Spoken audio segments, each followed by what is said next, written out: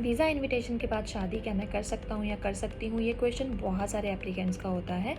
देखो, अगर आप इनविटेशन आने के बाद शादी करते हो तो आपको एक बात का ध्यान रखना है कि जो आपके टोटल पॉइंट्स आपने क्लेम किए थे उन पे कोई इफेक्ट तो नहीं पड़ेगा at the time of decision, क्योंकि ये इंपॉर्टेंट होता है कि at the time of decision भी आपके पास सेम ही पॉइंट्स हो। तो अगर तो आपके पार्टनर के पास आपका इन्विटेशन आने से पहले का कोई टेस्ट रिजल्ट पड़ा हुआ है इंग्लिश का, जिसमें उनके पास कॉम्पिटेंट इंग्लिश थी, और साथ में उनके पास कोई स्किल्स असेसमेंट का भी रिजल्ट पड़ा हुआ है किसी एलिजिबल ऑक्यूपेशन में आपके इनविटेशन डेट के पहले का, तो आप उनको अपने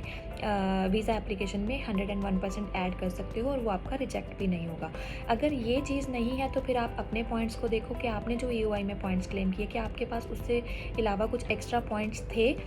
इनवाइट से पहले जो आपने क्लेम ना किए हों, तो आप उसके बेसिस पर भी फिर उनको ऐड कर सकते हो, क्योंकि आपके पॉइंट्स में फिर कोई इफेक्ट नहीं पड़ेगा, तो आपका वीज़ा रिजेक्ट नहीं होगा, अप्रूव होगा। लेकिन अगर इन दोनों चीज़ों में से आपके पास कुछ भी नहीं है तो आपका वीज़ा 100% रिजेक्ट होगा, इन विच केस को दोबारा से ईओआई डालनी पड़ेगी, दोबारा से वेट करना पड़ेगा इन्विटेशन के लिए, और दोबारा से फिर आप एक एलिजिबिलिटी के अकॉर्डिंग वीज़ा डाल सकते हो। अब ये भी बात का ध्यान रखना है कि कुछ स्टेट्स ऐसी हैं ऑस्ट्रेलिया में जो अगर उन्होंने आपको एक बार इन्विटेशन दे दिया, वो दोबारा आपको इन्विटेशन नहीं देती हैं फॉर द सेम वीज़ा और फॉर द अदर वीज़ा। तो इन सब चीज़ों का आपको ध्यान रखना है। तो बेटर यही है कि या तो आप शादी इन्विटेशन आने से पहले करो, या तो फिर वीज़ा ग्रांट आने के बाद करो, या तो फिर अगर इन बिटवीन करते हो तो इनमें से कोई एलिजिबिलिटी ऑप्शन जो है वो आपके पास रहे।